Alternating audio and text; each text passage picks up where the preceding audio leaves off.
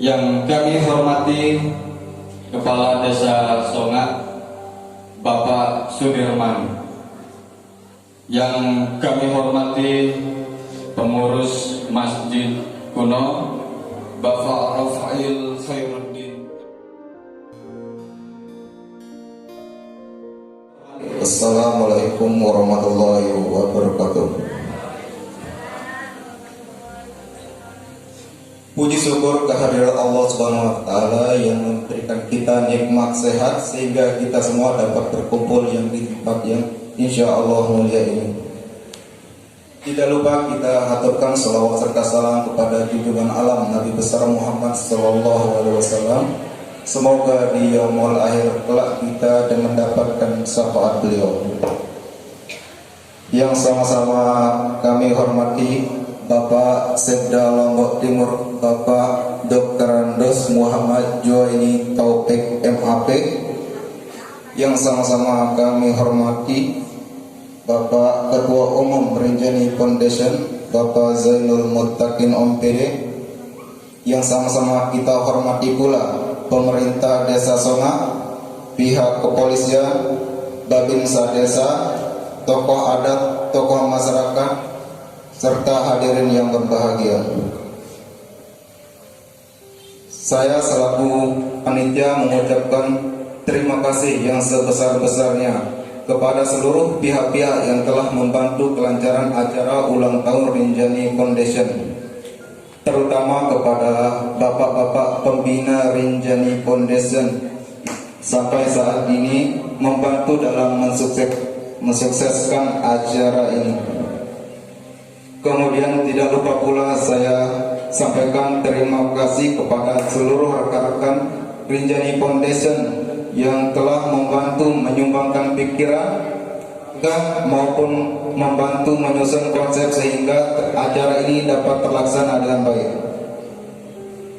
Kemudian saya juga memohon maaf yang sebesar-besarnya apabila ada ucapan maupun tindakan yang salah selama sebelum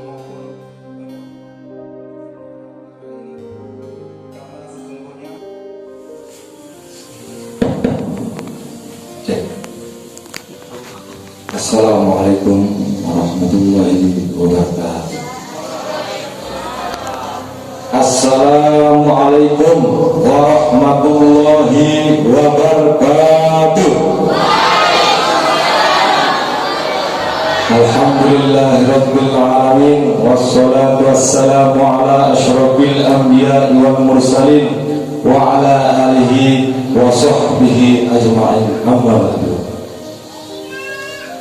Yang sama-sama kita hormati Bapak Sekretaris Daerah Kabupaten Lombok Timur, yang sama-sama kita hormati Bapak Kepala Desa Songat Kecamatan Sakra Kabupaten Lombok Timur, yang sama-sama kita hormati senior saya, abang saya Bapak Rofil MA, yang sama-sama kita hormati Bapak dari Koramil, dalam hal ini pejabat yang mewakili tokoh agama, tokoh masyarakat, tokoh pemuda, adik-adikku yang cantik, yang ganteng. Alhamdulillahirabbil alamin. Puji syukur kita haturkan kehadirat Allah Subhanahu wa taala yang telah memberikan kita berbagai macam bentuk nikmat, terutama nikmat sehat, sehingga kita bisa berkumpul pada pagi hari ini di tempat yang sangat mulia dan sangat sakral ini.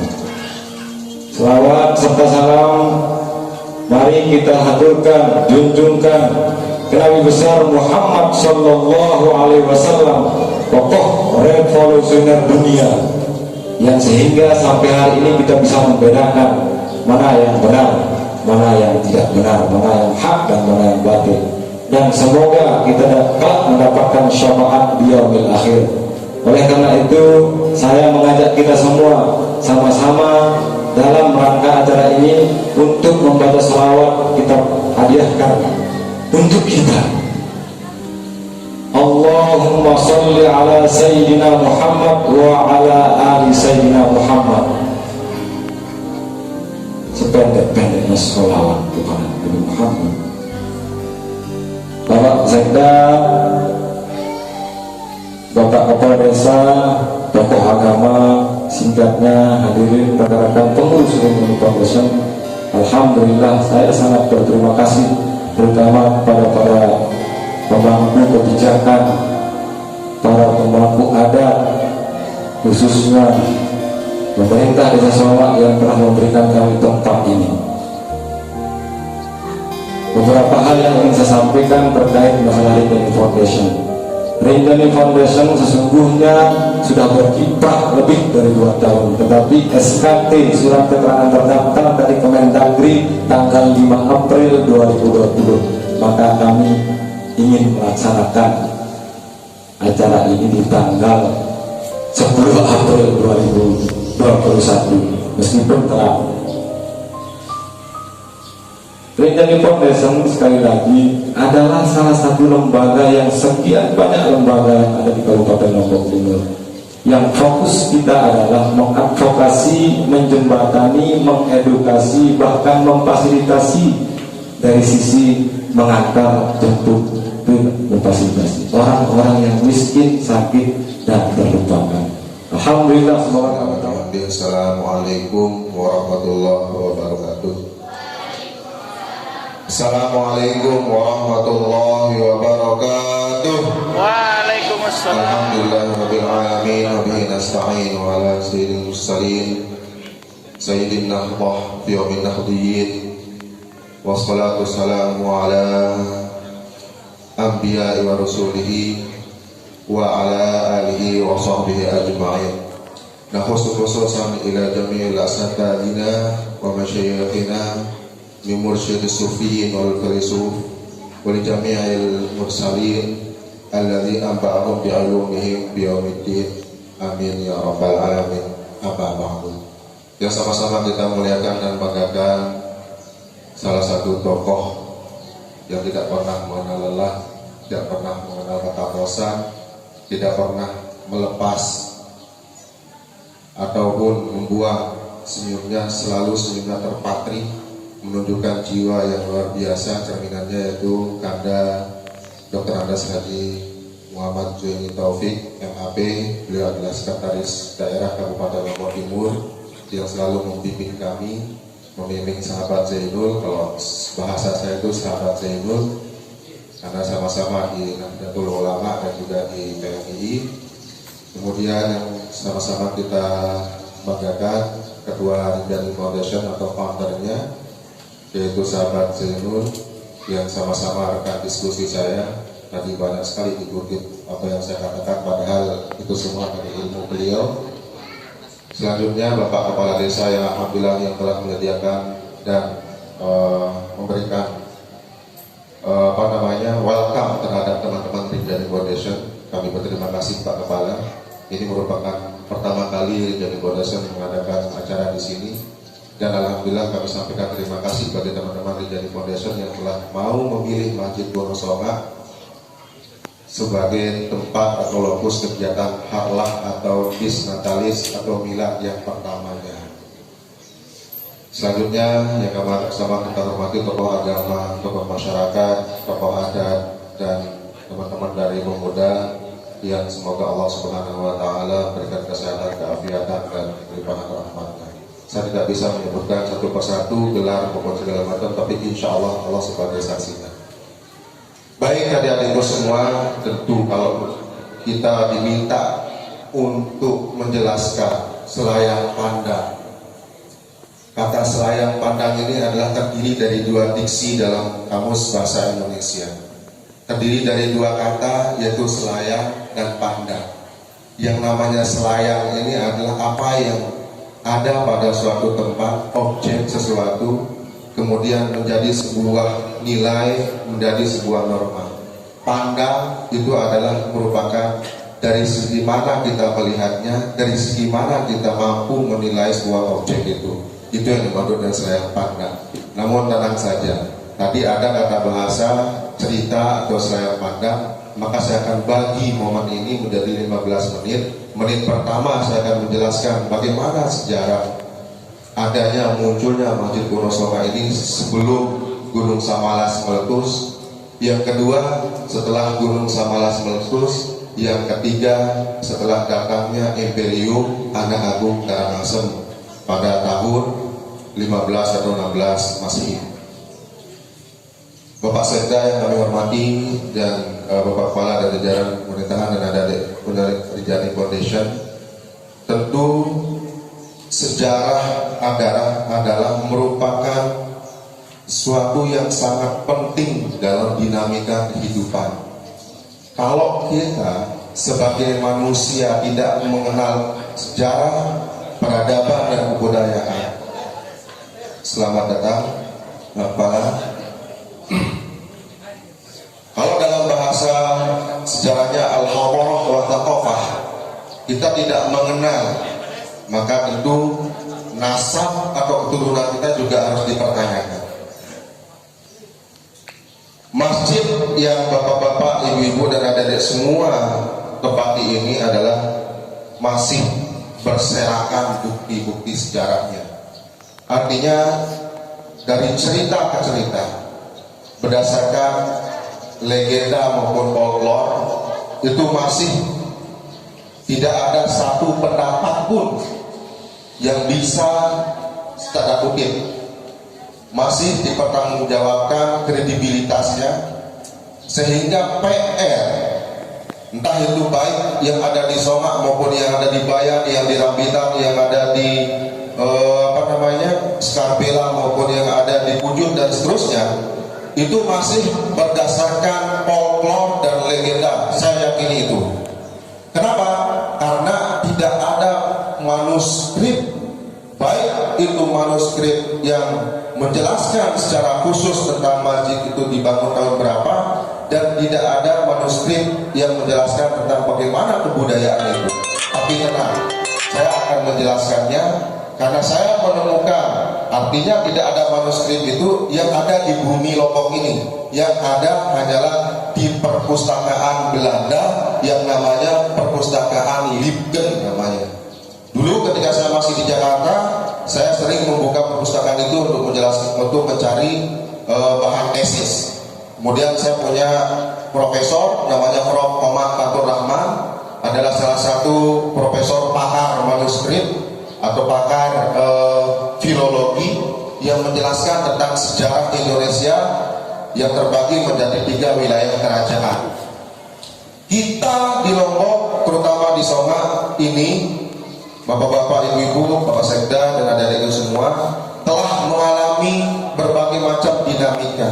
Ada 3 periode. Pertama, ini berdasarkan Babat Lombok, yang Babat Lombok itu banyak syairnya itu adalah dicatat 12-17 ribu bait, 1217 bait, itu banyak syair Babat Lombok. Babat Lombok ini dibagi menjadi 3 bagian. Bagian pertama sebanyak sekitar 600 bait, babak kedua sebanyak sekitar 600, kemudian ada sekitar 300 bait, dan babak ketiganya tersisa dari yang 1217 bait itu. Bait 275 menerangkan tentang meletusnya Gunung Samalas. Dari sinilah peradaban Lombok itu terkemuka. Tahun 1295 sampai dengan tahun 1298, Lombok diguncang dengan bencana yang sangat luar biasa yang dikenal dengan meletusnya Gunung Samalas, yang bahkan lebih dahsyat dari meletusnya Gunung Tambora. Dicatat dalam kekawinan Babat Lombok, yaitu Babat nomor 275. Nanti teman-teman bisa di googling. Diceritakan kalau dalam bahasa Jawa Kawi atau Lomboknya, yang artinya gini: dulu masyarakat Lombok, masyarakat Sasak berlarian. Dia hanyut oleh batu, bukit dan air. akhirnya sampai dia yang dinamakan dengan Leneng, yang dikenal juga dengan Leneng hari ini. Ini mulai. Kemudian pertanyaannya, bagaimana nasib dari kebudayaan yang ada? Bagaimana kemudian mulainya penyebaran agama setelah meletusnya Gunung Sambalas? Berdasarkan cerita dari cerita jadi semua, kita ini kalau belajar sejarah itu ada 4 teori yang kita gunakan. Nah ini kuliah lagi, ini udah lama sebenarnya saya nggak baca teori karena diamanahkan oleh Pak Sekda menjadi kepala SPI di Agro, jadi mikirin uang terus, mikirin duit terus. Jadi saat ini mungkin ya katakan saja lah, saya mengisi 10 menit saja. Dulu pada tahun 13 atau abad ke-1300 ini ada sangkut pautnya dengan kerajaan Turki Utsmani. Pada tahun 13 Masehi atau pada tahun 1201 ekspansi Turki Utsmani itu sampai kepada bumi yang dinamakan dengan Nusantara atau Nusantara. Nusantara ini adalah merupakan wilayah kerajaan Mojopahit yang kemudian menurut para ahli sejarawan Ilang Sirno Pagaring Bumi atau Ilang Sirno Ciptoning Bumi. Itu sudah ada peradaban yang luar biasa di tanah Nusantara ini yang orang Eropa pada waktu itu pada zaman Romawi tidak bisa menemukan peradaban orang Nusantara, terutama di wilayah timur, yaitu pada kerajaan Mojopahit. Kita termasuk dalam babak Kertaragama itu masuk pada paksi dari Mojopahit, sehingga ada orang mengatakan Gajah Mada itu dari Lombok, dan saya itu membenarkannya. Secara spiritualis dan secara sejarah Gajah Mada itu tidak ditentukan di mana alamatnya, tapi orang Lombok, terutama bagi adik-adik yang menemui spiritualitas, ada namanya Kuta Tauhid, dan itu simbol Kuta Tauhid itu ada di Masjid Al-Falah. Ada satu tiang yang namanya ada Suko Tatal. Suko Tatal itu juga ada di semua masjid yang didirikan oleh baginda sahabat Ngapuring Agung yang namanya Syekh Subakir As-Siddiq Asy-Syafi'i bin Ahmad bin Harun bin Ghadud bin Rashid bin Rashid bin Salim bin Masfalih bin Muhammad bin Ali bin siapa nama ayah Ali bin Abi Thalib? Ali bin Abi Thalib. Jadi Suko Tatal itu adalah kayu pertama kali yang dibawa oleh Syekh Subakir untuk menaklukkan yang namanya Desa Songak yang dikenal dulu oleh kerajaan Karangasem bernama Lea. Dulu di peradaban Nusantara ini jin, demit dan segala macam itu banyak sekali. Makanya dalam kisah dari Bondowoso, syair dalam Bondowoso, kemudian dari kerajaan Brawijaya itu memang benar dalam babak Brawijoyo. Nah, karena saya orang Lombok, maka ada kaitannya dengan apa yang ada di Magelang, yaitu Gunung Tidar, tempat petilasannya Syekh Subakir Asy-Syiah bin Ghaus bin Muhammad bin Masfalih tadi. Sejarah Masjid Wonosobo ini tentu bisa dilihat di ornamen yang ada menjadi tiang 4. Nanti adik-adik bisa masuk karena di sana ada sio. Sio itu menunjukkan tahun berapa didirikannya masjid ini. Karena kita bukan ahli sio dan bukan ahli nujum dan bukan ahli astrologi, jadi kita tidak bisa menebaknya. Tapi berdasarkan hasil dari pencarian, ada 4 atau ada 2 di sana yang bersilang itu sudah diukir sejak masjid ini didirikan, plus ada kayu seperti ini. Adik-adik nanti bisa lihat, itu namanya Suko Tatal. kayu yang dibawa oleh sunan atau para sunan jilid pertama, bukan jilid kedua, Sokokata. Sehingga ketika saya berdiskusi dengan Gus Im di Jombang, beliau mengatakan desamu itu namanya desa kuno, artinya peradaban nenek moyang saya, kata Gus Im, artinya Gus Dur, itu ada di desamu. Dari hasil pencariannya bulan Ramadan, kalau nggak salah tahun 2016 atau 2017, beliau sempat mapak pita nangguri Sim Agung Leng Gusti Sang Hyang Widiwasa itu di sini.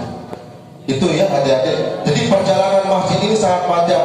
Seiring dengan perjalanan bergantinya nama desa ini. Nama desa di Songa ini dulu namanya Desa Lea. Pada tahun 14-15 namanya Desa Lea. Kenapa? Karena banyak jin, banyak dedemitnya di sini. Mungkin masih sampai sekarang.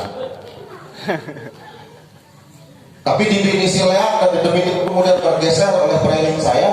Kalau ada manusia yang tidak memanusiakan manusia, maka itu dedemit. Itu adalah jin, itu siluman. Apalagi misalnya seorang pemimpin dan segala macamnya yang tidak memperhatikan kemanusiaan, maka satu kata apa itu? Lawan. Ini orasi saya dulu pas masih di PBPNI. Baik, yang kedua setelah dia menjadi desa Lea, berubah menjadi desa Suwung. Suwung itu artinya kosong. Karena banyak lalu lalang di sini itu, mohon maaf karena sedang. Ini pelataran masjid ini. Rumah-rumah yang di sini itu pelataran masjid. Saya tidak tahu sejarahnya bagaimana keluarga dan masyarakat dulu berumah di sekitaran masjid. Tapi saya mampu mempertanggungjawabkannya berdasarkan historia. Ini dulu pelataran masjid semuanya, yang banyaknya sekian hektar itu pelataran masjid. Tidak ada bangunan rumah. Tapi karena memang ada unsur kemasyarakatan dan demokrasi dan seterusnya, dulu nggak tahu sejarahnya, pada tahun 1912 ditempatilah di sekitaran areal masjid ini. Tiga pembicara tadi, Pak Jenderal Mutakhir, anggaplah Presak Kaparnos ke arah kepala desa Presak Nangade. Banyak masih Pak Jenderal. Pembicara kedua kita berbicara sejarah, ada kepala desa Songat tentu selaku tuan rumah. Lalu yang sendiri sekretaris daerah arah kepala desa Rumput Hadir. Itu menandakan dukungan warga, dukungan pemerintah desa kepada warga itu sangat bagus. Kita berikan aplaus kepada tiga kepala desa.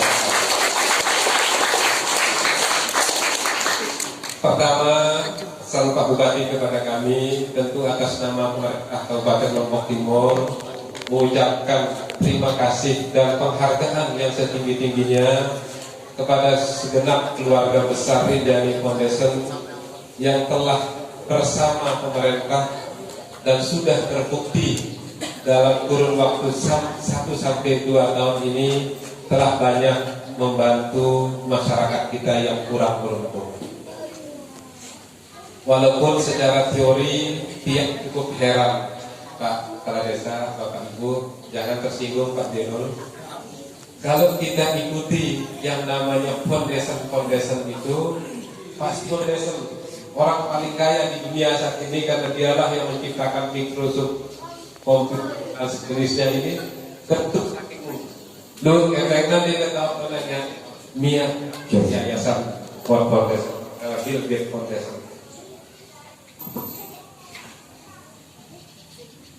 Karena memang secara teori orang mengatakan ada 4 tingkatan kebutuhan manusia yang sangat terkenal kalau kita kuliah. Adik-adik mungkin sudah memahaminya, yang namanya teori motivasi berdasarkan jenjang kebutuhan Abraham Maslow. Bahwa yang namanya manusia ini pasti yang pertama dipikirkan itu adalah kebutuhan fisiologis. Apa kebutuhan fisiologis? Kebutuhan hidup. Ya, kita makan, kita perlu minum, perlu pakaian, perlu rumah, perlu lingkungan yang bagus. Itu namanya kebutuhan fisiologis. Kalau sudah terpenuhi kebutuhan fisiologis itu, kita ingin keselamatan atau keamanan kita. Kita cukup hidup besar, butuh kita rasa aman. Kalau sudah terpenuhi rasa selamat dan aman itu, barulah orang berpikir kebutuhan sosial. Perlu kita bersosialisasi dengan masyarakat kita. Setelah kebutuhan sosial itu muncul yang namanya kebutuhan untuk dihargai. Dan yang terakhir, yang kelima, mohon maaf ada 5 jenjang, adalah aktualisasi diri. Kalau yang sebut tadi ada Bill Gates Foundation, ada Ford Foundation, atau Bakri Foundation, itu adalah karena mereka kaya apa? Jadi ibarat aiko, wah isi ke gelas, kepenuhan gelas tumpah itulah yang ditumpahkan sehingga membentuk yayasan atau lembaga donor. Selamat datang Pak Direktur Agrus Laparan. Nah, yang unik dari Rinjani Foundation adalah,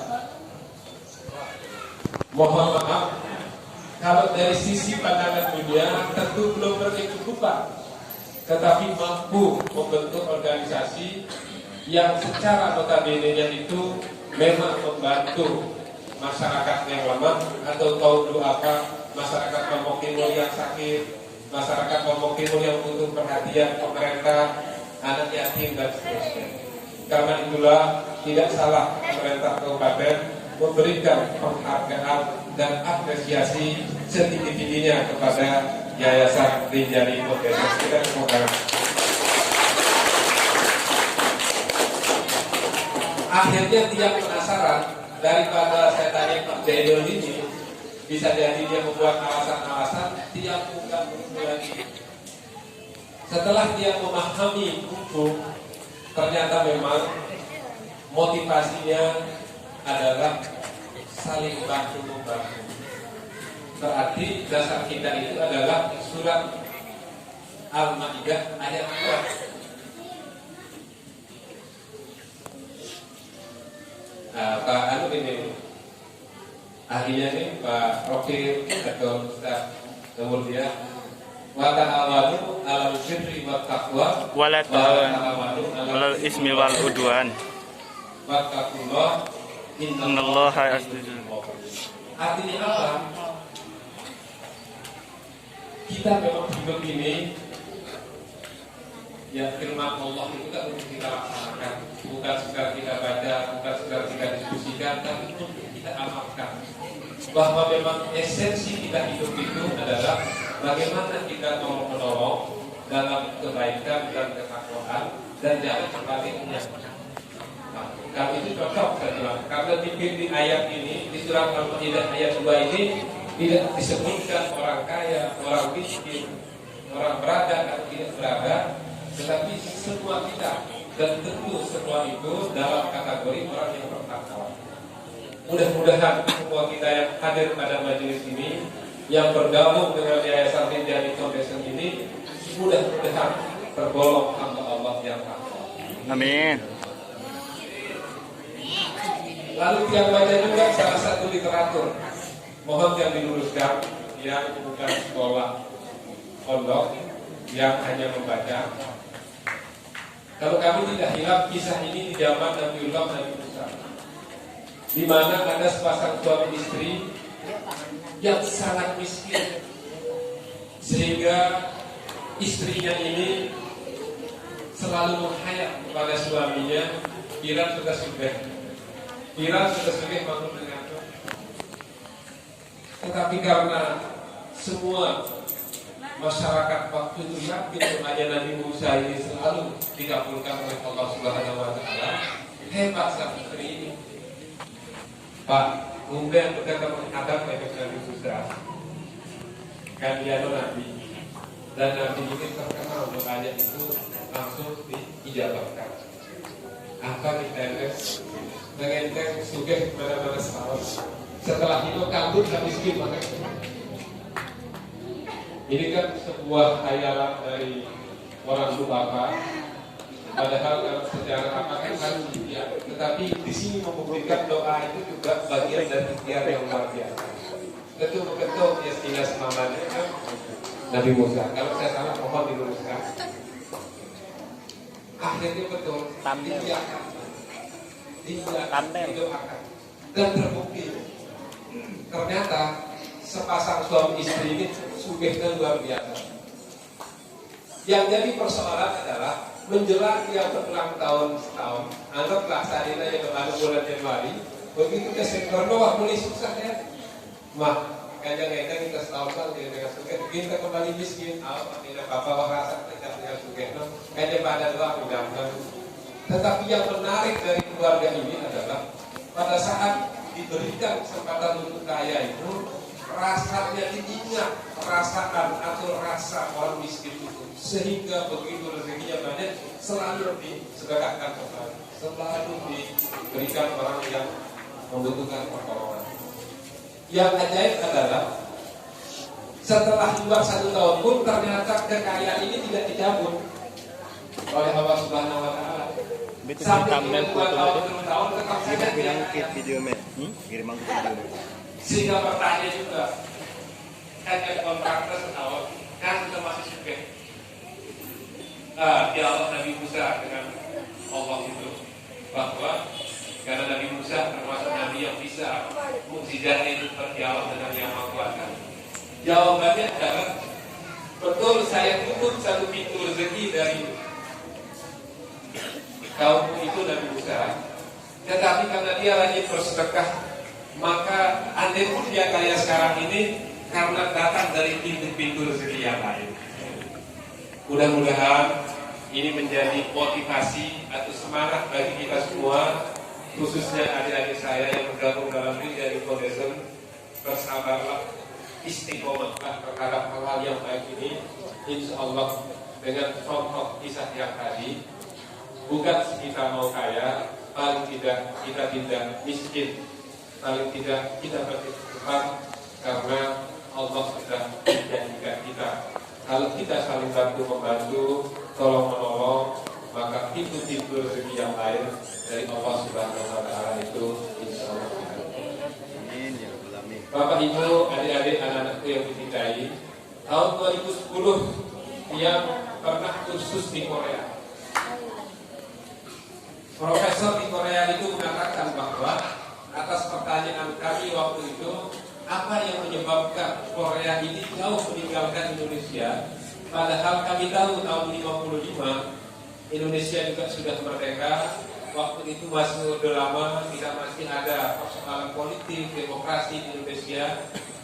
Tetapi Korea tahun 50-an itu juga dilanda perang Korea antara Korea Utara dan Korea Selatan. Yang namanya negara perang, pasti masyarakatnya juga ikut menderita.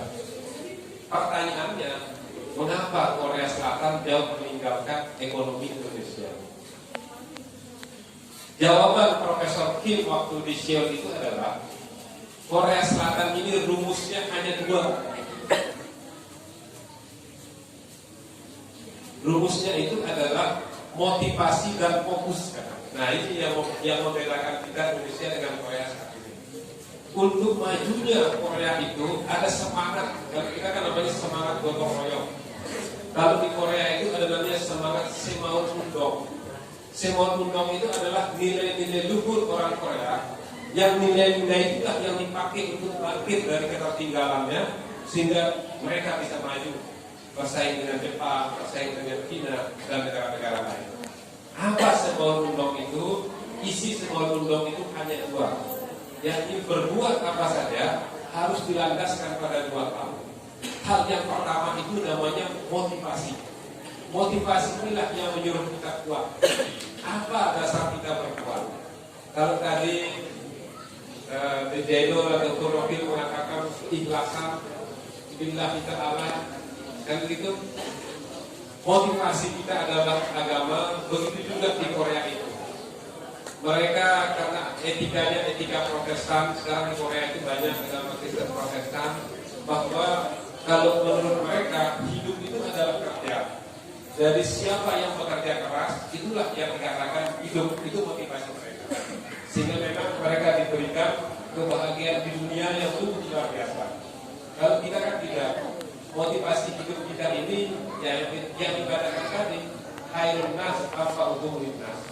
Sebaik-baik orang, sebaik-baik manusia adalah manusia yang paling banyak manfaatnya untuk orang lain. Motivasi kita surat Al-Maidah ayat 2 itu. Kita dianjurkan, bahkan diperintahkan untuk tolong-menolong dalam kebaikan dan ketakwaan.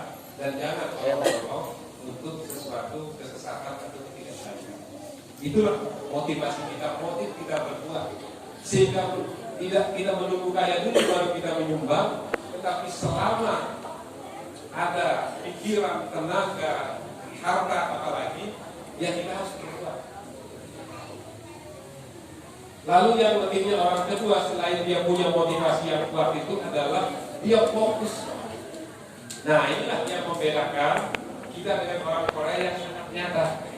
Kalau orang Korea itu munuh dan gawe A, ya adoan gawe A.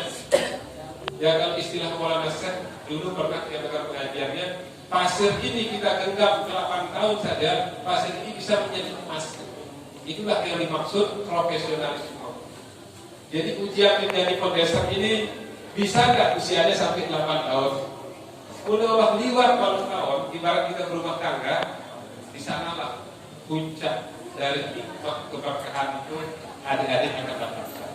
Sekarang kan baru anggaplah kalau didirikan secara tepat itu 2 tahun, secara de jure baru setahun, baru dia bertahan menjadi pondasar sampai 8 tahun. Ini tantangan. Ini tantangan. Karena saya yakin banyak teori, banyak hikmah, banyak contoh. Kita berumah tangga saja. Baru tahun pertama itu katanya kan perkawinan itu ibarat pohon mangga. Pohon mangga yang normal itu kan 8 tahun katanya baru berbuah dengan duit dampokan dan sebagainya. Tapi usia perkawinan 8 tahun itu tantangannya tidak banyak. Makanya mengapa para pendiri Islam tidak naik masa jabatan itu 9 tahun, karena teori dasarnya adalah 8 tahun itu. Mudah-mudahan saya berdoa ini memantik bagi Ridwan Foundation dan bau berulang tahun ke-8. Amin. Kalau sudah 8 tahun itu di samping akar dan pohon yang kuat, maka dia sudah berbuah. Jadi itu yang dikatakan oleh orang Korea, fokus. Ini Indonesia ini salah satu kelemahan kita. Anggaplah dalam teori pemerintahan itu ada namanya state, negara, ada namanya corporate, pelaku usaha, ada namanya civil society, low government organization, NGO. NGO atau aktivis itu baru dia kuat, baru dia sukses, baru dia berhasil kalau dia fokus terhadap satu bidang.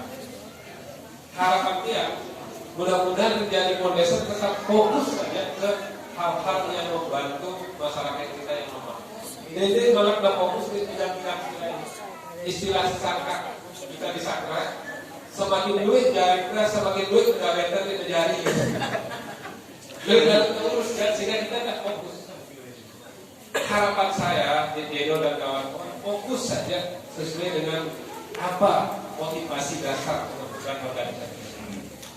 Mau selalu menerus, maka kita jadi pegawai. Karena Korea sudah mencontohkan kita. Orang Korea itu kalau dia si A hanya industri baja saja. Ini berbicara ginseng saja dipikirkan. Ini memang kita manusia ini karena dia mata sipit ini kan seketik kita hilang tadi. Kita orang Indonesia ini rata-rata kita pelong, selalu milih pegawai kan, jari. Ini tantangan. Kalau kita mau sukses, ya kita ikuti lah. Kan hadis sudah mengatakan belajarlah aspek dari Cina, hal-hal yang baik di mereka bagus kita contoh. Tapi tidak semua juga bisa kita laksanakan karena filsafat kita berbeda. Nah, yang kedua ini kita sampaikan sekali lagi adalah mudah-mudahan Rinjani Foundation ini fokus ke satu bidang. Waktu kita Asian Games ada nyanyinya siapa itu kan terus fokus, tetap fokus. Karena kalau kita tidak fokus, konsentrasi kita tidak ada orang hebat. Nah, lalu yang ketiga ini kita sampaikan, setelah kita fokus, memang untuk kita sukses kita tahu pegawai desa. Pasti kita akan membangun kerjasama dengan orang lain atau organisasi lain. Itulah yang namanya kolaborasi atau sinergi. Andai Pak Dedo tidak bisa menjadi foundation juga berdiri sendiri, harus ramah dengan kepala desa, harus ramah dengan Pak Camat, dengan Pak Bupati, dengan stakeholder terkait. Untuk apa? Supaya kita sama-sama jalan. Pak Kepala Desa tidak usah merasa terganggu. Pasti janji politiknya Kepala Desa itu kan mensejahterakan rakyatnya. Lalu dalam perjalanan kita tahu ada masalah sini muncul dan sebagainya, hadir di Kepala Desa banyak gerakan. Itulah kita nasihat-menasihati. Yang penting katanya mau pilih mudarat kepada ibadah tak ikhlas. Nah makanya dalam teori organisasi modern, di samping kita melakukan kolaborasi, juga penting untuk kita ikhlas menerima kritikan. C yang pertama itu adalah kolaborasi, C yang kedua itu adalah kritikan. Ini harus kita terima. Karena tanpa kritikan, orang mengatakan pesawat terbang pun bisa terbang ke atas, mengatakan kita memang rombongan ke Jakarta karena dia melawan angin. Anggaplah angin itu kritikan. Tanpa angin tidak bisa pesawat terbang itu akan naik. Tanpa gelombang tidak bisa kapal laut itu juga. Gelombang itulah yang diputar, angin inilah yang diputar oleh mesin pesawat yang bisa menerbangkan pesawat itu. Waktu zaman B.J. Habibie membuat pesawat itu diibaratkan dia Pak Habibie itu melihat bumbitnya burung ini kayak ini mau terbang. Dan beberapa waktu itu yang saya baca buku Habibie diperhatikan oleh Pak Habibie, batu itu sebelum terbang pasti kepak-kepak sayapnya dulu untuk menimbulkan angin. Angin itulah yang mengangkat dia naik ke atas. Angin itu kita ibaratkan kritikan.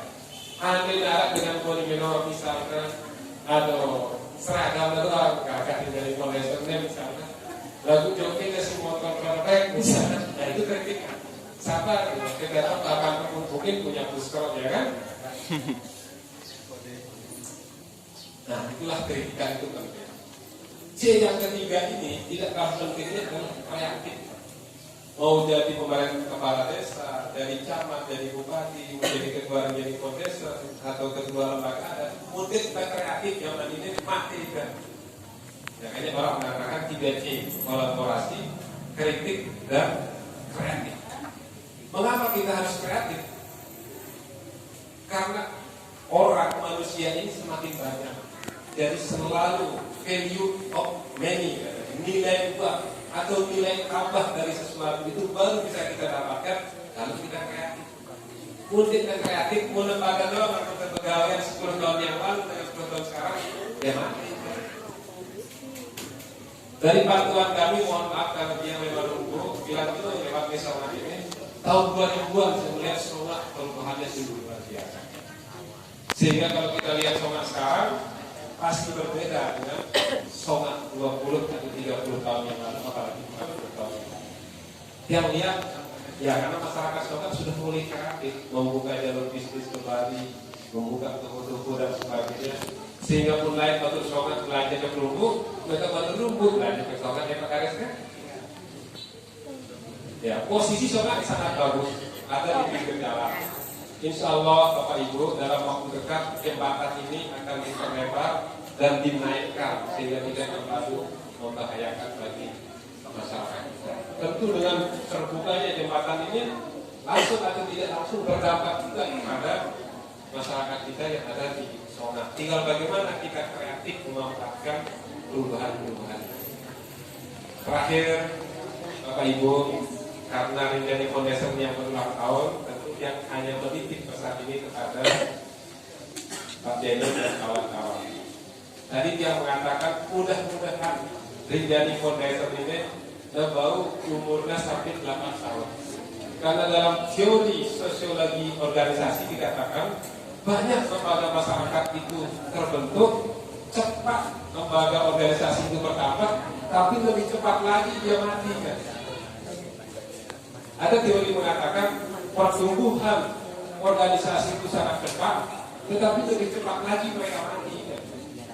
Banyak orang membuat organisasi, tetapi anggaplah dia berpikir 4 tahun untuk membentuk organisasinya, tetapi kurang 4 tahun, biarkan dia membentuk organisasinya, bumbitnya kira-kira.